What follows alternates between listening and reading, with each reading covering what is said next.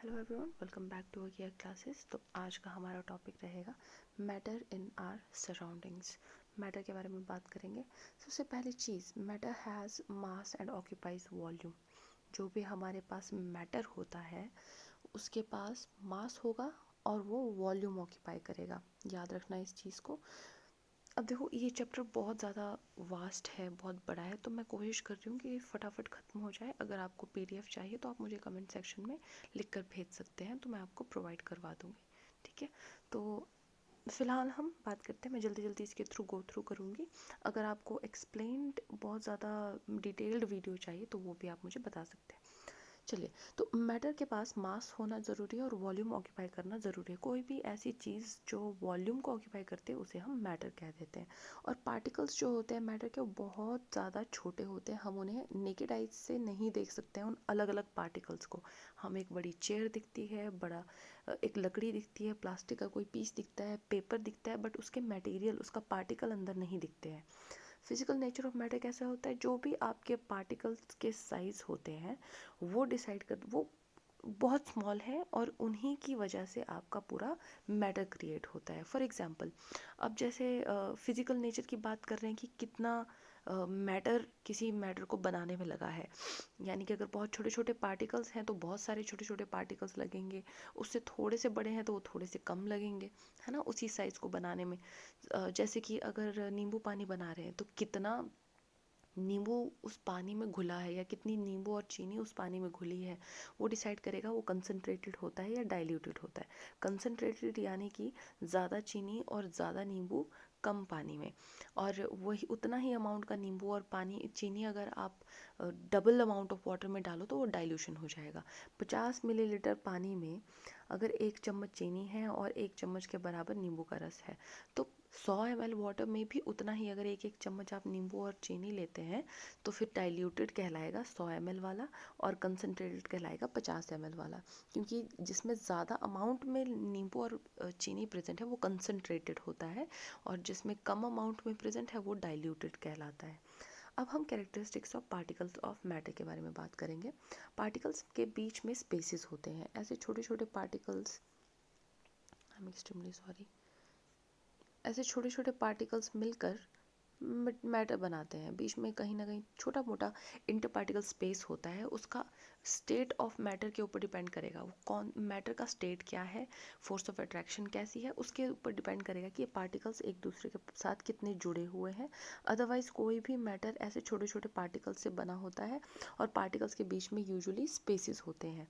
ठीक है, particles continuously move कर रहे होते हैं, यानी कि उनमें काइनेटिक एनर्जी होती है। टेम्परेचर बढ़ता है, काइनेटिक एनर्जी बढ़ती है और पार्टिकल्स और ज़्यादा जल्दी जल्दी दौड़ते हैं, यानी मूव करते हैं। डिफ्यूजन की बात करेंगे कि डिफ्यूजन क्या होता है। डिफ्यूजन का मतलब होता है जब इंटरमिक्सिंग हो जाती है सीमलेसली, यानी कि ऐसी इंटरमिक्सिंग होगी मैटर्स की, दो मैटर्स की अपने आप में आपस में ऐसा लगेगा ही नहीं कि दो अलग अलग मैटर घुले हैं। फॉर एग्जांपल, अगर आप पानी में डेटॉल घोल देते हो तो आपको कुछ टाइम बाद ऐसा दिखेगा कि पूरे के पूरे पानी में डेटॉल घुल चुका है ना। तो क्योंकि ऐसा इसलिए होता है क्योंकि वो जो डेटॉल के पार्टिकल्स हैं वो जो पानी के पार्टिकल्स के बीच में स्पेसेस हैं वहाँ घुस जाते हैं। ठीक है, तो इसी चीज़ को हम क्या कहते हैं, डिफ्यूजन कह देते हैं, कि पता ही नहीं चल रहा, सीमलेसली इंटरमिक्स हो चुके हैं दो मैटर्स अपने आप। कोई हमने एक्सटर्नल कोई फोर्स वहाँ पे कुछ यूज़ नहीं किया। नेक्स्ट है particles of matter attract each other. ठीक है, सबसे पहली चीज़ क्या थी, पार्टिकल्स के बीच में स्पेसेस हैं, पार्टिकल्स कंटिन्यूसली मूव कर रहे हैं। और तीसरी चीज़ है particles of matter attract each other, वो एक दूसरे को अट्रैक्ट करते हैं। अट्रैक्टेड फोर्सेस, अब देखो, कईयों में ये स्ट्रॉन्ग होगी, कईयों में वीक होगी। ठीक है, उसके ऊपर डिपेंड करेगा कि इनके बीच में स्पेस कितना रह जाता है। अब स्टेट्स ऑफ मैटर की बात करते हैं। डिफरेंट डिफरेंट कैरेक्टरिस्टिक्स होने की वजह से, पार्टिकल्स ऑफ मैटर के डिफरेंट कैरेक्टरिस्टिक्स होने की वजह से स्टेट्स ऑफ मैटर्स भी डिफरेंट डिफरेंट होते हैं। तो सबसे पहला जो स्टेट है वो है आपका सॉलिड स्टेट। सॉलिड स्टेट की बात करें तो ये चीज़ तो सबको पता होती है, it has definite shape and distinct boundaries, यानी कि डेफिनेट वॉल्यूम, है ना, definite shape and definite volume. ठीक है, और डेफिनेट शेप का मतलब है कि वो अपनी शेप नहीं तोड़ेंगे। फॉर एग्जांपल, अगर आप एक स्टील का ब्लॉक लेते हो या आयरन का ब्लॉक लेते हो, उसकी एक शेप है, उसकी डिस्टिंक्ट बाउंड्रीज, यानी कि आप देख सकते हो कि उस मैटर की बाउंड्री कहाँ है, सरफेस कहाँ है। है ना, आपको पता चल जाएगा यहाँ तक इसकी बाउंड्री है और उसका एक फिक्स्ड वॉल्यूम, एक फिक्स्ड स्पेस को वो ऑक्यूपाई कर रहा है। और यूजुअली जब हम इनको सॉलिड्स को प्रेस करने लग जाते हैं, अगर आप उस सॉलिड आयरन के ब्लॉक को प्रेस करने की कोशिश करो तो यूजुअली वो नॉन कॉम्प्रेसिबल होता है, नेग्लिजिबल कॉम्प्रेसिबिलिटी होती है, आप उसको दबा नहीं पाओगे ज़्यादा। टेंडेंसी है उसकी अपनी शेप को मेंटेन करने की, ठीक है। Then subjected to external force, कोशिश करता है कि बाहर से जोर लगने पर भी वो अपनी शेप मेंटेन करे।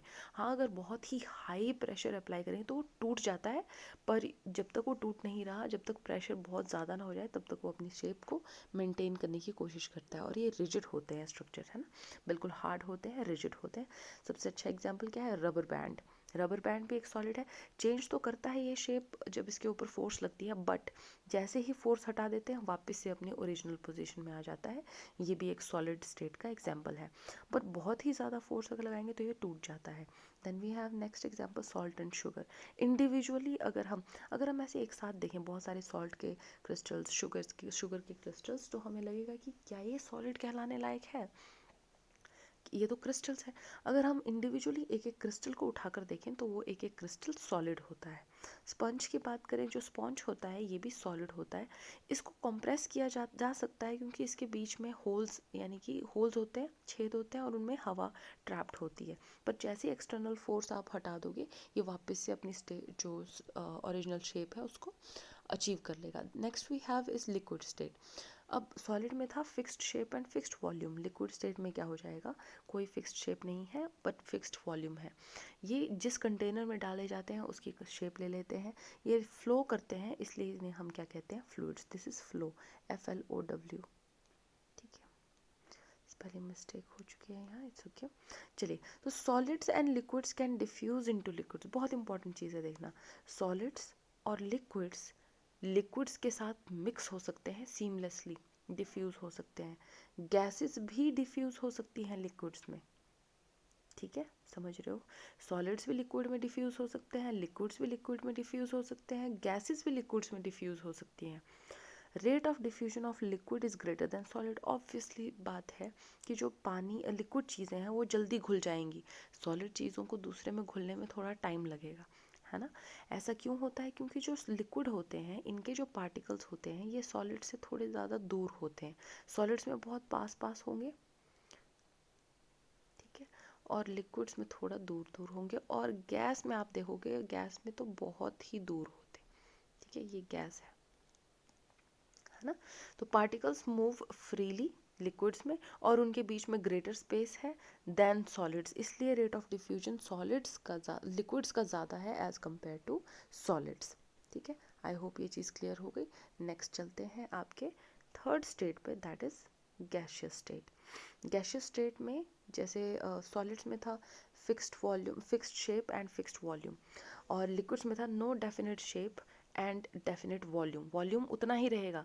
लिक्विड्स का क्या होता है, वो जितना स्पेस पहले ऑक्यूपाई कर रहे थे उतना ही स्पेस ऑक्यूपाई करेंगे और कंटेनर की शेप ले लेंगे, पर उनका जो शेप होता है वो फिक्स नहीं है ना, क्योंकि वो जिसमें डाले जाते हैं वैसे ही हो जाते हैं, पर उनका वॉल्यूम डेफिनेट रहता है। वो अगर इतना लिक्विड है तो चाहे वो इतने लिक्विड को हम ग्लास में डालें, चाहे हम नीचे अपनी किसी बोल में डालें, तो वो पानी उतना ही एरिया, वॉल्यूम, उतना ही स्पेस घेरेगा, ठीक है। बस एक होता है आपका 2D तरीके से घेरेगा, दूसरे में वो एक प्लेन सरफेस पे घेर रहा है, बट उसका जो वॉल्यूम होगा वो उतना ही घेरेगा, ठीक है। Space occupied will be same. अब गैसियस स्टेट की बात करते हैं, इसमें कोई भी डेफिनेट शेप नहीं है और इसमें डेफिनेट वॉल्यूम भी नहीं है, ना ये शेप इंडेक्ट करता है, ये जैसे जिस कंटेनर में डाला जाता है वैसी शेप ले लेता है और इसका कोई डेफिनेट वॉल्यूम भी नहीं है। और मैंने आपको बताया जैसे कि गैसेस के मॉलिक्यूल्स बहुत ही ज़्यादा दूर होते हैं, सबसे ज़्यादा दूर दूर गैस के मॉलिक्यूल्स इतने दूर होते हैं कि ये गैस का मॉलिक्यूल बाहर भी अलग भी जा सकता है एरिया से, उस वजह से इनका वॉल्यूम बढ़ सकता है गैस का, है ना। कई बार अगर हम इसको प्रेस करने की कोशिश करें, जैसे लिक्विड्स हैं, लिक्विड्स को भी हम कंप्रेस कर सकते हैं, और पर गैसेस को हम बहुत ज़्यादा हद तक कंप्रेस करके इनको बहुत नज़दीक नज़दीक ला सकते हैं, ठीक है, बहुत ज़्यादा दबाव देकर इनको हम नज़दीक ला सकते हैं क्योंकि बहुत ज़्यादा स्पेस है बीच में, ठीक है। हाईली कंप्रेसिबल है। एग्जांपल्स क्या है, एलपीजी लिक्विड पेट्रोलियम गैस, ठीक है। ऑक्सीजन सप्लाइड टू हॉस्पिटल्स, ये दोनों क्या है, कंप्रेस्ड फॉर्म्स है। हॉस्पिटल्स को जो ऑक्सीजन सप्लाई की जाती है, घर में जो लिक्विड पेट्रोलियम गैस आती है, ये दोनों कंप्रेस्ड फॉर्म्स ऑफ गैसेस है। सीएनजी की बात करो, ये भी कंप्रेस्ड है, कंप्रेस्ड नेचुरल गैस है ना, कंप्रेस्ड फॉर्म में इस गैस को स्टोर किया जाता है।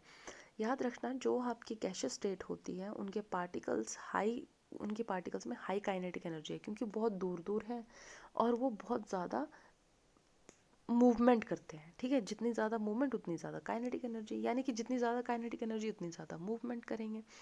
Very low force of attraction, क्योंकि बहुत दूर है इसलिए इनके पार्टिकल्स के बीच में आपस में बहुत कम फोर्स ऑफ अट्रैक्शन होती है। सॉलिड में पार्टिकल्स बहुत नज़दीक नज़दीक होते हैं, उनकी पार्टिकल्स के बीच में फोर्स ऑफ अट्रैक्शन सबसे ज़्यादा होती है, ठीक है। और फिर आते हैं आपके लिक्विड्स। लिक्विड्स में पार्टिकल्स थोड़े से दूर होते हैं सॉलिड्स के कंपैरिजन में, तो इसलिए उनमें जो force of attraction between particles है, मैं एल से लिख लेती हूँ लिक्विड को, वो थोड़ी सी कम होती है सॉलिड्स के कंपैरिजन में। और attractive forces between the particles of gaseous, जो गैसेस होती है उनके बीच में अगर हम देखें तो बहुत ही कम होती है, क्योंकि बहुत ज़्यादा दूर दूर होते हैं एक दूसरे से, ठीक है। क्लियर है। अब बात करेंगे डिफ्यूजन रेट की।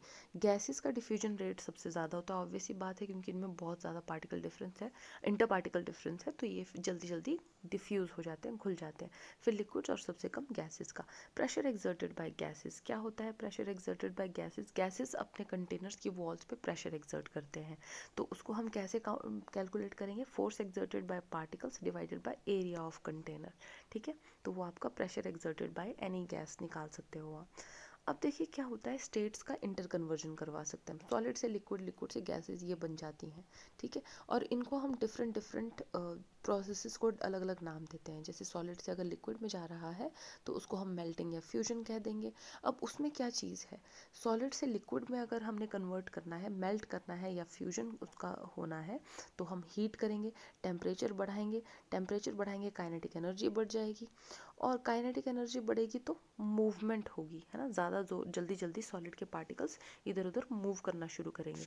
और हीट एनर्जी क्या करेगी? Inter particle force. आपका जो सॉलिड था, मैंने क्या कहा, सबसे strong inter particle force, attractive forces यहाँ होती हैं और बहुत नज़दीक नज़दीक होते हैं। जैसे हीट करेंगे तो ये पार्टिकल्स के बीच में जो अट्रैक्टिव फोर्स है, अट्रैक्शन फोर्स है, वो कम हो जाएगी। किसकी वजह से? हीट की वजह से। तो heat energy overcomes inter particle force of attraction, उस वजह से ये जल्दी जल्दी ये अलग हो जाएंगे थोड़े, और ये जल्दी जल्दी मूव करना शुरू हो जाएंगे, काइनेटिक एनर्जी बढ़ जाएगी, उसकी वजह से ये पार्टिकल थोड़े अलग हो गए और ये लिक्विड्स में कन्वर्ट हो जाएंगे। This is known as melting.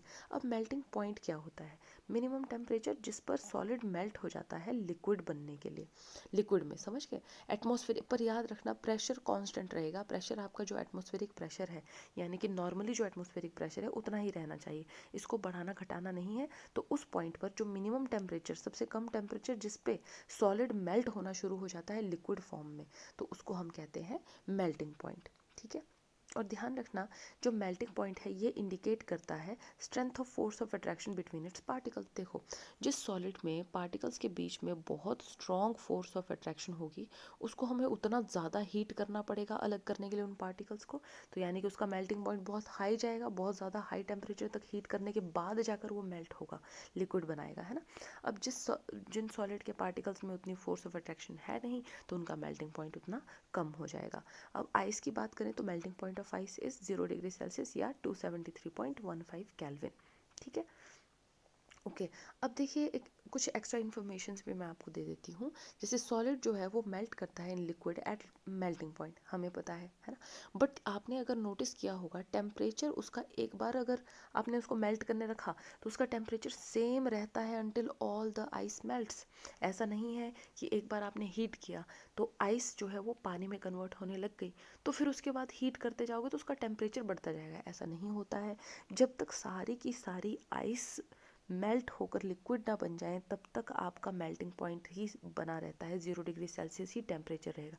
जैसे ही सारी की सारी आइस लिक्विड में कन्वर्ट हो गई, उसके बाद आप अगर और हीट करना शुरू करो तब जाकर टेम्परेचर बढ़ेगा, तब तक टेम्परेचर कांस्टेंट रहता है, सेम रहेगा, ठीक है। ऐसा क्यों होता है? ऐसा इसलिए होता है क्योंकि चाहे हम फिर उसको हीट करते रहें, बीकर को हम जैसे आइस, एक बार थोड़ी सी आइस मेल्ट हो गई, बाकी आइस अभी मेल्ट नहीं हुई, और उसके बाद हम उसको हीट करते रहते हैं बीकर को मेल्टिंग पॉइंट के बाद भी। तो होता क्या है, ये जो एक्स्ट्रा हीट यूज़ होती है ये स्टेट को चेंज करने में यूज़ होती है, क्योंकि बीच में फोर्सेस ऑफ अट्रैक्शन है हर पार्टिकल के बीच में। थोड़ा सा तो मेल्ट हो गया, 0 डिग्री सेल्सियस टेम्परेचर पहुंच गया, बट बाकी जो आइस है उसका भी तो स्टेट चेंज करना है। तो धीरे धीरे जो एक्स्ट्रा हीट आप दे रहे हो 0 डिग्री सेल्सियस के बाद भी, 0 डिग्री सेल्सियस तक टेम्परेचर पहुंचाने के बाद भी आप और हीट कर रहे हो, तो वैसे तो टेम्परेचर बढ़ना चाहिए था उसका, आइस का, है ना, बट नहीं बढ़ता है।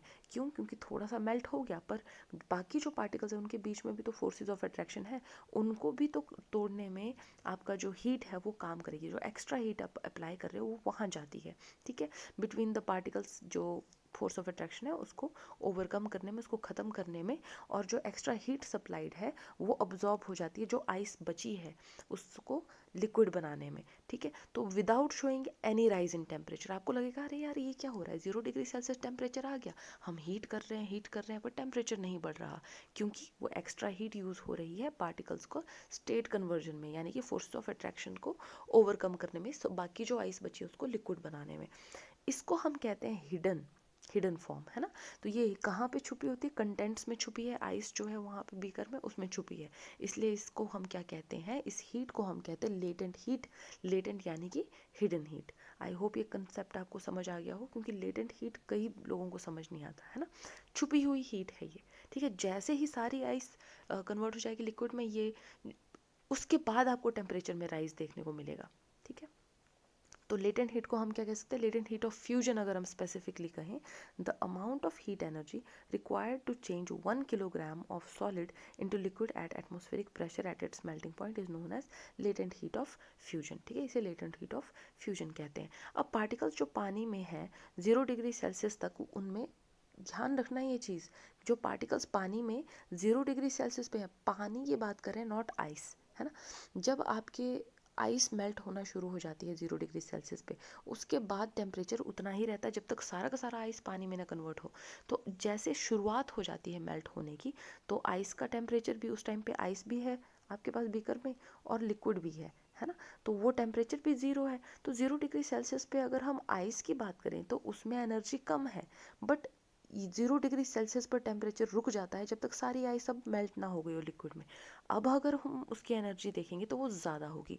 सो particles in water at 0 degree Celsius have more energy than particles in ice at same temperature. समझ गए? ठीक है। अब हम आगे बढ़ते हैं कि ठीक है, सॉलिड से लिक्विड में हो गया कन्वर्ट, तो उसको हम मेल्टिंग कहते हैं, फ्यूजन कहते हैं, और यहाँ पे जो मेल्टिंग पॉइंट होता है, और मेल्टिंग पॉइंट कांस्टेंट रह जाता है जब तक सारी आइस लिक्विड में ना कन्वर्ट हो जाए। इस वजह से जो वो हम हीट एक्स्ट्रा सप्लाई कर रहे हैं जो छुप जाती है, उसको हम कहते हैं लेटेंट हीट ऑफ फ्यूजन, ठीक है। अब हम बात करेंगे लिक्विड से गैस में कन्वर्जन। अब जब लिक्विड से गैस बनती है तो उसके लिए भी हमें हीट करना पड़ेगा, टेम्परेचर बढ़ेगा, टेम्परेचर बढ़ेगा तो काइनेटिक एनर्जी बढ़ेगी, मूवमेंट बढ़ेगी। हीट एनर्जी मदद करती है फोर्स ऑफ अट्रैक्शन से ओवरकम करने में, तभी तो गैस के पार्टिकल्स और बहुत दूर दूर होते हैं ना, लिक्विड के पार्टिकल्स थोड़े नज़दीक हैं गैसेस से, ठीक है, पर जैसे हम हीट अप्लाई करेंगे तो ये पार्टिकल्स बहुत दूर दूर चले जाएंगे, ठीक है, और इतने दूर चले जाएंगे कि ये ब्रेक फ्री हो जाएंगे, इनका एक दूसरे के साथ इतना कोई ज़्यादा लेना देना नहीं रहेगा, है ना, क्योंकि बहुत ज़्यादा दूरियां बढ़ गई हैं, ठीक है।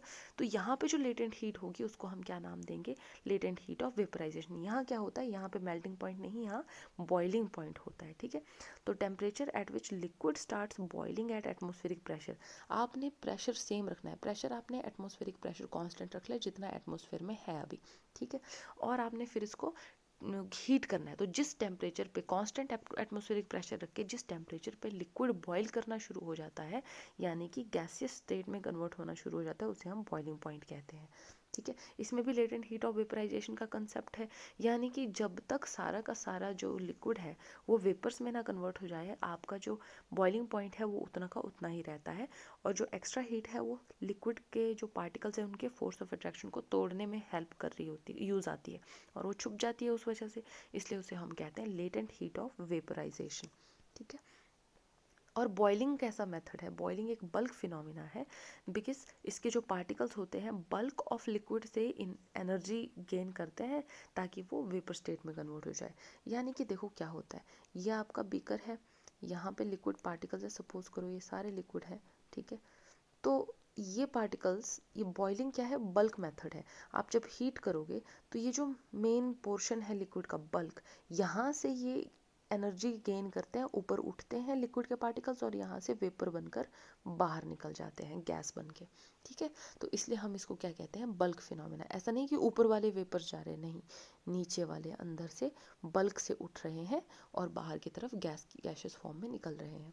अब बॉइलिंग पॉइंट ऑफ वाटर कितना होता है, ये भी क्वेश्चन आ सकता है, 100 डिग्री सेल्सियस या 373 केल्विन, है ना। टेम्परेचर का इंटर कन्वर्जन मैंने बता दिया है आपको, है ना, कैसे कन्वर्ट होता है। चलिए आगे बढ़ते हैं। तो ये था आपका यहाँ पे थोड़ा सी चीज़ और है, yes, latent heat of vaporisation मैं आपको बता दूं होता क्या है।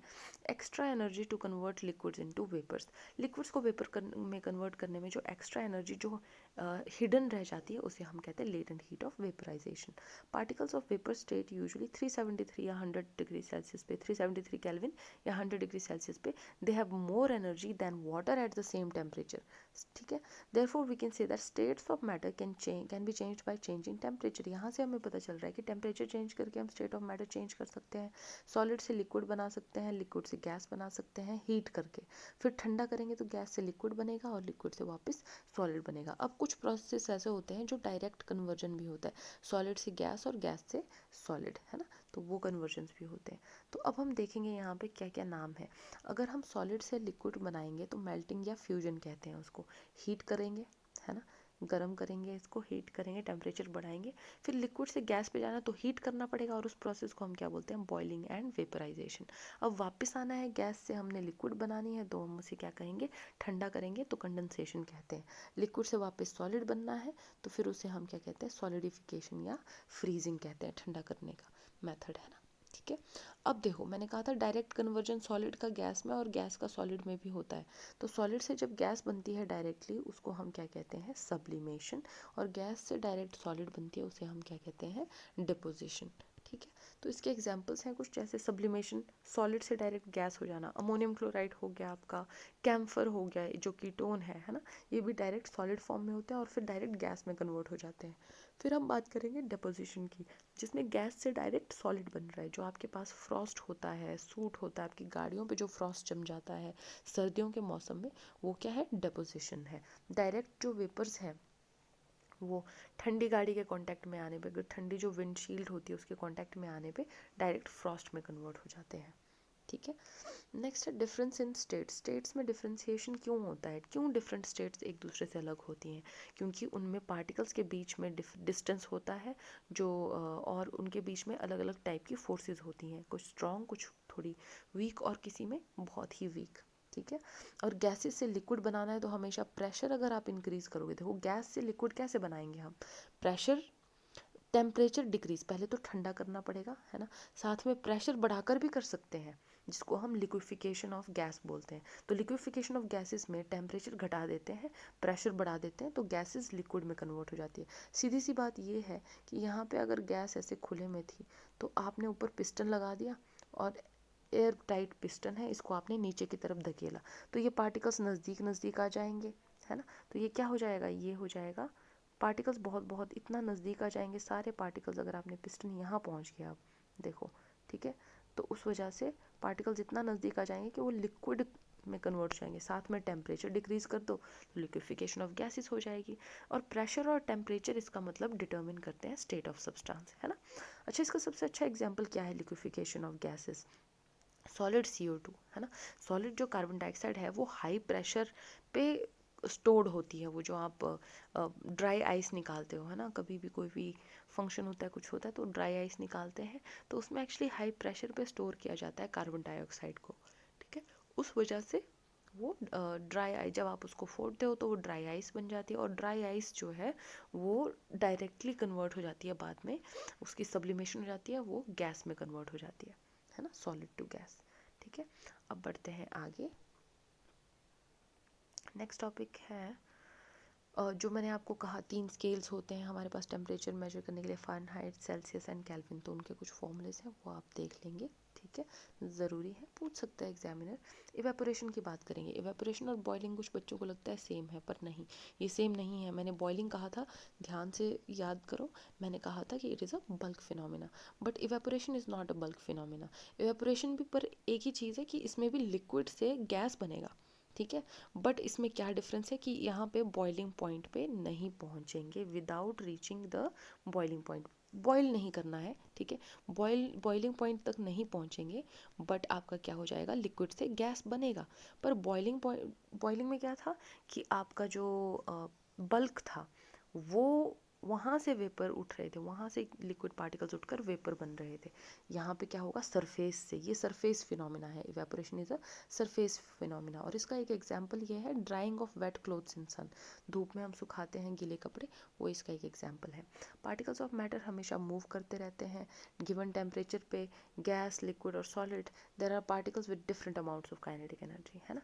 टेम्परेचर जब हम देते हैं तो गैसेज, लिक्विड्स और सॉलिड्स में पार्टिकल्स अलग अलग काइनेटिक एनर्जी के साथ घूम रहे होते हैं। लिक्विड्स की बात करें स्पेसिफिकली, तो जो small fraction of particle surface पर होता है ना, अगर उसको हम अंदर नहीं रख रहे हैं, बाहर आपने कोई बकेट रख दी है या कोई टब रख दिया है, जग रख दिया, बोल रख दिया, उसमें पानी डाल दिया है, तो वो जो सरफेस के पार्टिकल्स होते हैं उनमें ज़्यादा काइनेटिक एनर्जी होती है और इसलिए वो जल्दी छूट जाते हैं। जैसे ये आपने रख दिया तो पानी के जो लिक्विड्स के पार्टिकल्स हैं जो जो सरफेस पे होते हैं, इन पे ज़्यादा काइनेटिक एनर्जी आती है क्योंकि बाहर से हीट भी आ रही है। तो ये बल्क से नहीं होता, ये सरफेस फिनोमिना है, यहाँ से ये उड़कर वेपर फॉर्म में उड़ जाते हैं बिना बॉइलिंग पॉइंट पे पहुँचे। टेम्परेचर अभी भी बॉइलिंग पॉइंट से कम है, ठीक है, इसी को हम क्या कहते हैं, इवेपोरेशन, ये एक सरफेस फिनोमिना है।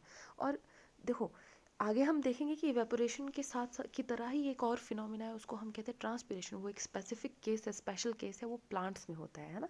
चलिए, factors affecting evaporation, rate of evaporation increase होता है सरफेस एरिया अगर बढ़ा दिया जाए, इवेपोरेशन रेट इंक्रीज होगा अगर टेम्परेचर बढ़ा दिया जाए, ह्यूमिडिटी बढ़ेगी तो इवेपोरेशन रेट कम होगा, हवा की स्पीड बढ़ेगी तो इवेपोरेशन रेट बढ़ जाएगा, ठीक है।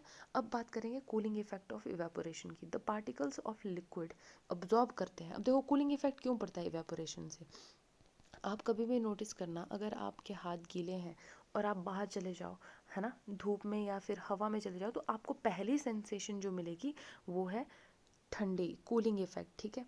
तो वो क्यों होता है, क्योंकि जो आपके पार्टिकल्स हैं सरफेस पे वो अब्जॉर्ब करते हैं, वाटर पार्टिकल्स अब्जॉर्ब करेंगे स्किन से हीट एनर्जी, ठीक है, और वो लिक्विड जो है वो पानी के लिक्विड पार्टिकल्स वेपर फॉर्म में कन्वर्ट हो जाते हैं और चले जाते हैं, एस्केप करते हैं एनवायरनमेंट में, ठीक है। और जो पीछे जो पार्ट आपकी स्किन बच गई है वहाँ पे फिर थोड़ा सा टेम्परेचर डाउन हो जाता है, वो अपने इधर उधर वाले सेल्स से भी एनर्जी लेने की कोशिश करते हैं, इस तरीके से ठंडक का एहसास हो जाता है, ठीक है।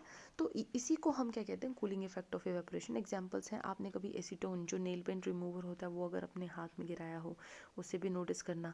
कभी सनी डे के बाद आप रूफ़ या फिर जो आपकी छत है या फिर कोई ग्राउंड है उसको जब आप पानी देते हो तो वहाँ पे भी आपको कूलिंग इफेक्ट नज़र आएगा, आपका घर भी ठंडा हो जाएगा, है ना। ये क्यों होता है, क्योंकि latent heat of vaporisation of water बहुत ज़्यादा है, तो वो ठंडा कर देता है सरफेस को, ठीक है। थोड़ा सा स्पीड पकड़ते हैं। Why wear cotton in summers, summers में कॉटन क्यों पहनना चाहिए, क्योंकि समर्स में बहुत ज़्यादा स्वेटिंग होती है जो इवेपोरेट हो जाती है, जो और जितना जल्दी जल्दी इवेपोरेट हो जाएगी उतना हमें ठंडक महसूस होगी। और कॉटन क्या करता है, कॉटन ईजिली वो जो स्वेटिंग हो रही है वो जब हीट की वजह से वेपर की फॉर्म में कन्वर्ट हो जाती है, तो वो जो वेपर्स हैं उनको कॉटन अब्जॉर्ब कर लेता है, उसकी वजह से वो इवेपोरेशन को, स्किन के ऊपर जो स्वेट पड़ा है उसकी इवेपोरेशन को एड करता है, यानी इंक्रीज़ करता है, इजीली इंक्रीज़ करता है या हेल्प करता है, उस वजह से आपको ठंडक का एहसास होता है कॉटन के क्लोथ्स को समर में पहनने से, ठीक है। ट्रैप नहीं करता है इनको, बाकी जो सिंथेटिक मटेरियल्स होते हैं वो स्वेट को अंदर ही ट्रैप कर देता है, वो बाहर एटमॉस्फेयर तक जाते नहीं क्योंकि वो अब्जॉर्ब ही नहीं करते पानी, ठीक है। अब देखो वाटर ड्रॉपलेट्स हमें क्यों नज़र आती हैं ग्लास के बाहर, जब अगर ग्लास में आइस कोल्ड वाटर है, वो ऐसा इसलिए होता है क्योंकि आइस कोल्ड वाटर है ग्लास में, ग्लास का जो कंटेनर का वॉल है वो ठंडा हो चुका है बहुत ज़्यादा, तो बाहर जो भी वेपर्स उस कंटेनर के कांटेक्ट में आते हैं तो वो ठंडे हो जाते हैं और वो लिक्विड फॉर्म में कन्वर्ट हो जाते हैं, ठीक है। इसलिए वाटर ड्रॉपलेट्स दिखती हैं हमें ग्लास के बाहर। वैसे तो देखो 5 स्टेट्स ऑफ मैटर्स हैं।